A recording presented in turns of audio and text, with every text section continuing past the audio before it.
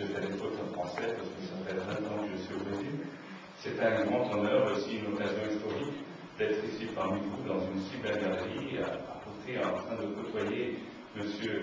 Jean-Roch qui, pour moi, il est l'âme de chez Sennelier, en fait. Il est à peu près le père Tanguy, très apprécié par des artistes un peu partout dans le monde.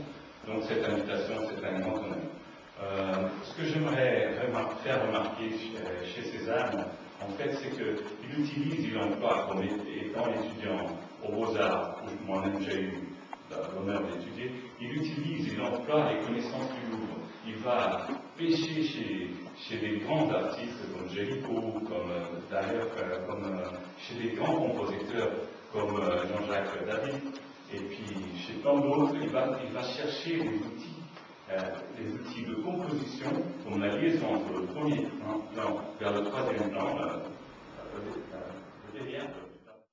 La deuxième question que je vois très claire chez Cézanne, c'est que, connaissant la peinture ancienne, à l'année technique ancienne de peinture à l'huile, on faisait souvent des voiles et on faisait revenir par des tonalités à travers ce voile. Qu'est-ce qui s'est passé avec les peintres après la révolution industrielle? Ils ne pouvaient plus tellement faire des voiles. On a commencé tous à peindre à la prima. À la prima, ça veut dire presser un tube et puis passer de la peinture dessus. Alors, ils ont perdu beaucoup cette façon de voile qui donnait une subtilité de teinte chromatique. Ils ont commencé à peindre la prima. Mais ce qui se passe chez Cézanne, c'est qu'il est très intelligent, très fort, et il fait des taches colorées utilisant les mêmes connaissances d'ardent en triangulation de couleurs.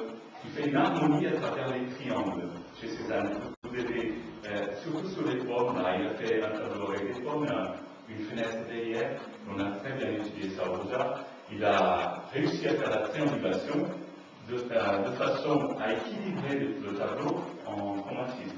Vous voyez, c'est le point que je vois avec une certaine clarté. Je ne suis pas du tout un spécialiste en Cézanne, et je vois la composition de Cézanne d'une façon très intelligente, parce qu'il a pris les outils des grands artistes et il a proposé une autre façon. Les entrées de tableau, elles ne sont pas de la gauche vers la droite, elles ne viennent pas du bas vers le haut. Il propose d'autres entrées. On voit très souvent dans les tableaux de Cézanne. Donc je ne vais pas vous demander de lumière précise, sinon je vais m'allonger trop.